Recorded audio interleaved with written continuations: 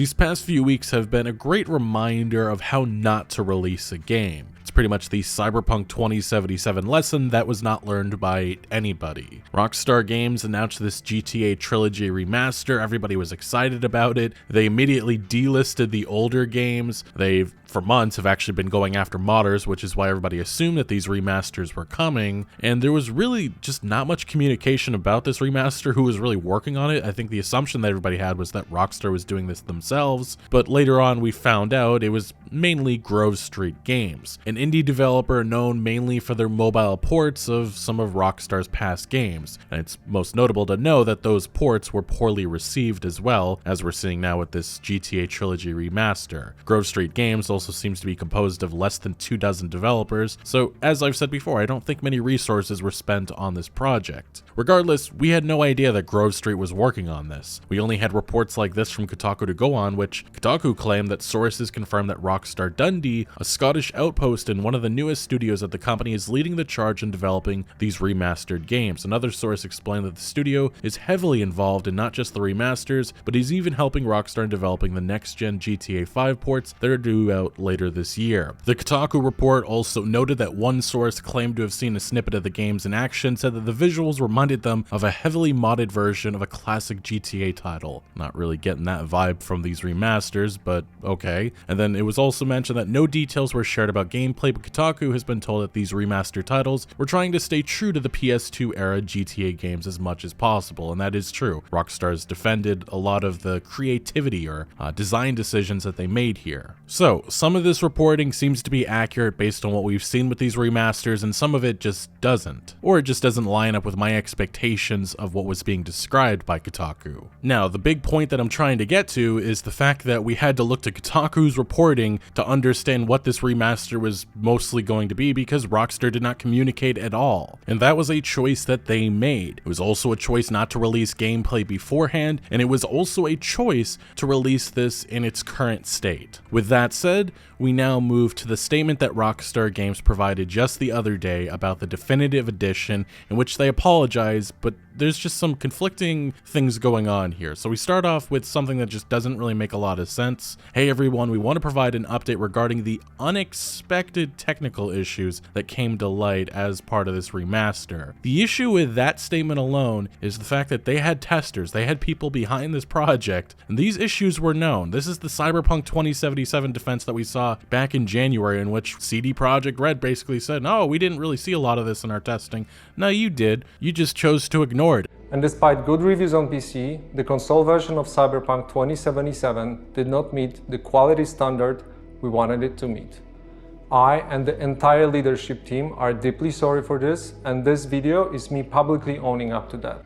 Every change and improvement needed to be tested, and as it turned out, our testing did not show a big part of the issues you experienced while playing the game. As we continue to go through Rockstar's statement, you'll see that it mirrors that statement from CDPR's head in quite a few ways. They chose to ignore it, they did not expect the backlash, and now they're calling these technical issues, some of which have been problems with these games for well over a decade, they're calling them unexpected. They're not unexpected, they were just basically ignored by Rockstar Games, as it just doesn't seem like they truly cared about the quality of this. But moving forward with this statement from Rockstar Games, we do get a "I'm sorry." They say, firstly, we want to sincerely apologize to everyone who has encountered issues playing these games. The Grand Theft Auto series and the games that make up this iconic trilogy are as special to us as we know they are to fans around the world. The updated versions of these classic games did not launch in a state that meets our own standards of quality or the standards our fans have come to expect. Which this alone does not make any sense. If that is the case, why is this released in this state? It's mind-boggling, and I do not believe them for a second with this, and a lot of people do not as well. What I think happened here is that they just thought, easy money, throw this out there, but the backlash has been severe. Specifically, the backlash has been severe in the financial world, as Take-Two stock has taken a beating this last week, which does make me wonder, does a statement like this even happen if their stock doesn't take a beating? Now, continuing forward, Rockstar has committed to some improvements. They say we have ongoing plans to address the technical issues. Remember that, specifically, they're noting the technical issues. You don't hear anything about the design or creative decisions that a lot of people hate. They continue saying saying we're going to improve each game going forward, the technical issues specifically. With each planned update, the game will reach the level of quality that they deserve to be. A new title update is on the way. That's actually been released as of recording. We'll talk about that in a second.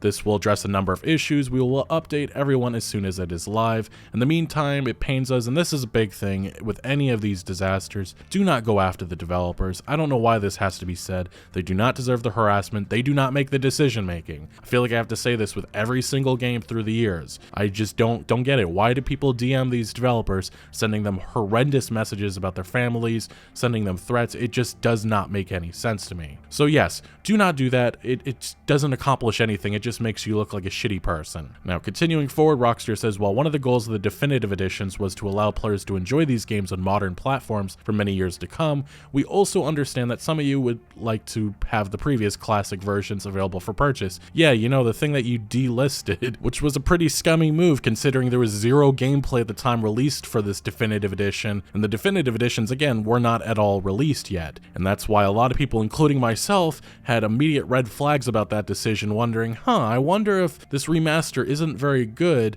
It kind of sucks that people can't play the classic versions. But anyway, Rockstar has now said they will be adding the classic PC versions of GTA 3, Vice City, and San Andreas back to the Rockstar store. Unfortunately, I guess Steam, that's not going to happen, but it'll be on the Rockstar store as a bundle. Additionally, everyone who has purchased the Trilogy Definitive Edition for PC from the Rockstar store through June 30th, 2022 will receive these classic versions in their Rockstar Games launcher library at no additional cost. We will update everyone as soon as these are back in the Rockstar store. Once again, we'd like to thank everyone for their patience and understanding while we work through these updates to ensure these games meet everyone's justifiably high standards. So that is the Rockstar Games statement, and a new update has been released as of recording, and there are some changes. It looks like GTA 3 got about a dozen changes, Vice City another dozen, and then San Andreas got about 2 dozen. But some of the notable changes are they fixed multiple instances of holes in the map, of incorrect or misplaced textures, of the camera clipping through objects, of misplaced objects, and of issues with character models in cutscenes.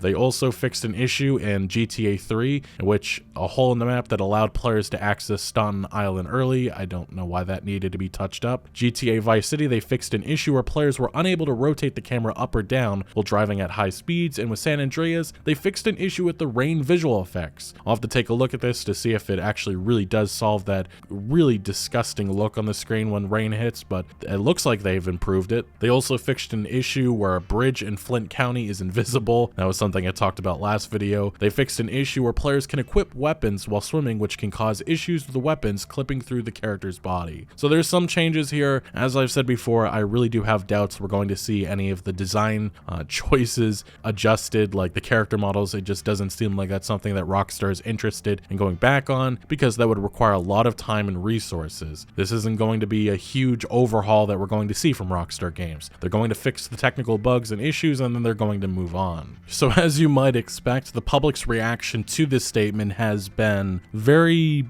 I want to say negative, but I'll say mixed. There's a lot of people upset with this response. Some are happy that Rockstar is communicating at all about this, but some just feeling that this is not adequate enough. On Twitter, we had Dark Viper AU, a Grand Theft Auto YouTuber, saying Rockstar saying there were unexpected technical issues implies either that they didn't even look at the game prior to launch, or they're lying that they were unexpected given that the flaws are glaringly obvious. I suspect they knew and released it anyway, so they are lying here. 9volt saying, I like when a developer releases a game that upon release instantly has a million videos of hilarious bugs, describes the bugs as unexpected. Oh sorry, we didn't actually play these games, why are you guys having issues? Then we had Mudahar, another YouTuber, saying they knew they released dog crap. Thank God they put the older games up again. Get them while you can. Vadim, another content creator, saying, in my opinion, it is impossible to quote-unquote meet everyone's justifiably high standards. The games were rushed in almost every single aspect, and I doubt they will change the cores. Sure, they will fix bugs, but it will still be the same debatable upgraded version, but less broken. And that's exactly my thought process. If you really pay attention to the word choices that Rockstar makes with their statement, they concentrate solely on the technical side. They don't talk about any of the design or any of the questionable other decisions that they made with this remaster. And then Jan2295, another Rockstar individual or insider at one point, he said the updated versions, well, he notes that quote from the statement, he says, "So why did you release them in this state? Cool to have some communication from you though." And then we had another user just pointing out Rockstar's explanation for their downfall. "I got caught up in the money, the power," memes of course. And then somebody changed their logo to an L star. Yeah, you can see a lot of people very unhappy. And then, of course, some gave this the Cyberpunk 2077 treatment with that infamous yellow background. Yeah, we've seen a lot of that from the past history, and that's going to continue to be a staple with games with disasters and statements like this. Another individual said, "Unexpected, you effing knew they were effed up, leading to release, hence the lack of gameplay videos with the supposed GTA 5 gameplay. You instead opened up pre-orders, removed the classics for no reason, like zero explanation for this one still. You better add them back on Steam," and I doubt that'll actually happen, unfortunately, but that is a great point they bring up. And then another user just a lot of laughing at that specific word of unexpected, as everybody knows that Rockstar knew exactly what was happening with this remaster. They just didn't get away with it. Now, there is one really big thing about this statement that is missing, and that is the modding community. You don't see Rockstar Games acknowledge what they have done to the modding community. You don't hear I'm sorry for months going after 15-year-old projects that have really fixed up these games. Rockstar just doesn't have anything to say about that, and I find that so just demoralizing, disappointing, and it pisses me off at the same time. You see, other companies like CD Projekt Red and Bethesda are hiring modders, understanding the value that they bring, while on the other hand, Rockstar has shown through their actions that they do not care about the relationship with modders. You have memes like this which accurately put into perspective how Rockstar treats people trying to fix their mistakes. But honestly, I'm genuinely happy the classic games are coming back to at least PC, because there are a number of extremely impressive mods out there which truly modernize these older GTA games. One example is this graphic overhaul mod, SA_DirectX 3.0, which is in development. I think it's still in beta right now. Some of the footage of it looks absolutely stunning, especially the character models. It's a great showcase of the love that so many have for these games. Of course, like with any mod, it doesn't totally transform the entire game, thus the need to download various other mods which touch up other aspects of the game. On the GTA subreddit, many have shared images of the definitive edition versus San Andreas modded to the max, and it shows the great potential of what's possible with these classic games, and it also shines a light on how lackluster this remaster truly is. I don't think the GTA Trilogy remaster needed to look modded to the max, but it should be at least comparable to a degree.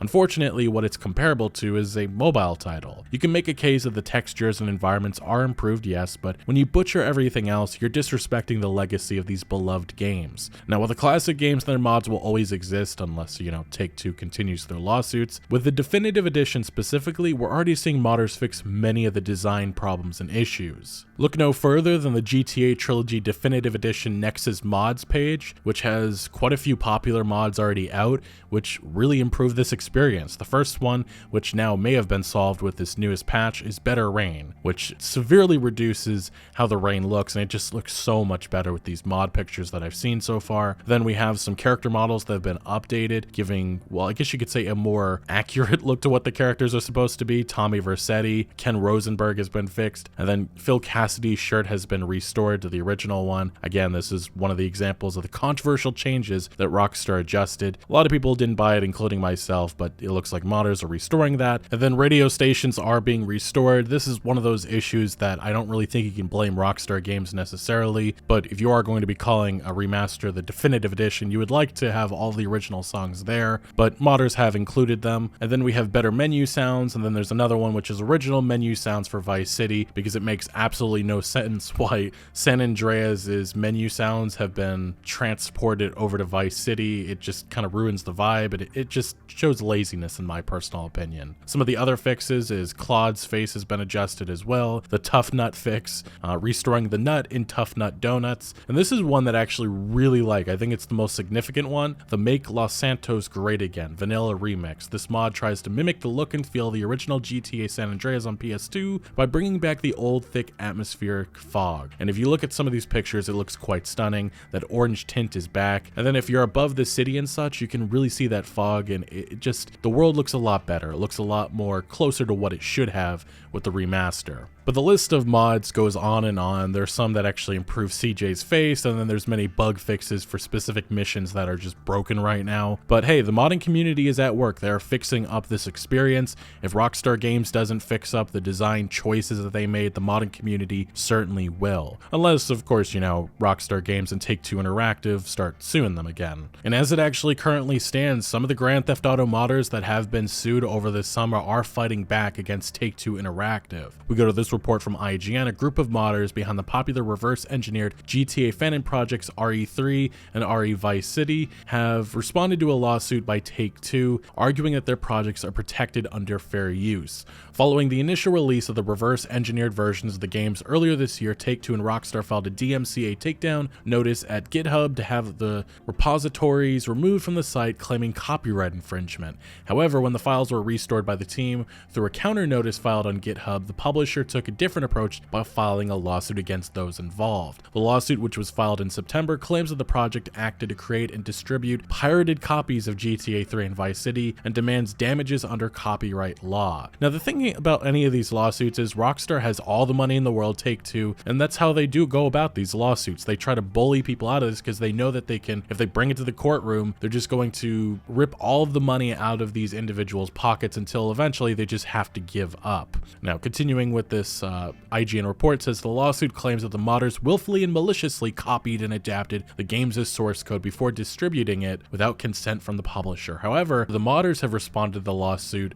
stating that their actions were lawful and protected under the Copyright Act. The defense is reportedly claiming that any copyrighted material that was used in the projects was done so to allow the team to fix bugs that were present in the original games. This would suggest, therefore, that the material was being used to add something new to the code as opposed to simply copying it, representing a transformative use of that content. In addition to highlighting the fact that the modifications can't be used without a player already owning a copy of the original game to load the mod onto, the group is also said to have pointed out that Rockstar stopped releasing bug fixes and patches for the original games a number of years before the modifications came about. So look, you have these modders, they're working to improve these experiences, and then Rockstar hits them because of this definitive edition. That is really why they went after all of these modders. It's because of the fact that they are competition in Rockstar's eyes, and the easy solution is just to remove them from the equation. But as this IGN article concludes, it says, while Take-Two is hoping to seek damages from the defendants following the release of the mods on the basis of their use of copyrighted material, the defense has also questioned the claim in itself, claiming that the mods could only have had a positive effect on the market for the original games, considering that players would need to purchase them in order to use the mods in the first place. And that is completely true, although, again, these classic games are available for a couple of dollars now. The definitive edition is $60, and hopefully you understand the difference here, because Rockstar is trying to make all the money in the world right now, and again, something like this, these reverse engineered mods, they are competition in Rockstar's eyes. So as a content creator myself, someone who relies on fair use for my content, news coverage and such, I fully support and hope these modders win. But overall, to summarize my thoughts on this video, not impressed with Rockstar's response. It feels more like damage control to their stock being hit. But I truly do question why this remaster was released in the first place if it didn't meet Rockstar's very high quality standards, especially if it's being sold for $60. Anyway, looking to the future, I hope Rockstar remembers the backlash they are feeling here. And if they choose to do a remaster for GTA 4 or Red Dead Redemption next, please, for the love of God, do not use a mobile port developer. Develop it in-house and spend enough resources to give fans a worthy remaster. But what do you make of everything that we discussed today? Let me know down in the comment section below. But thank you for watching. Make sure to leave a like if you did enjoy this video or if you found any informative value, and make sure to follow my other social media accounts for updates on new videos. Links are always down in the description below. I'm most active on Twitter, giving opinions on news that I do not always get into video form, so do make sure to follow me over there. Also check out my Discord for all sorts of discussion on games. And again, thank you for joining. Consider subscribing for more videos like this, and I'll see you later.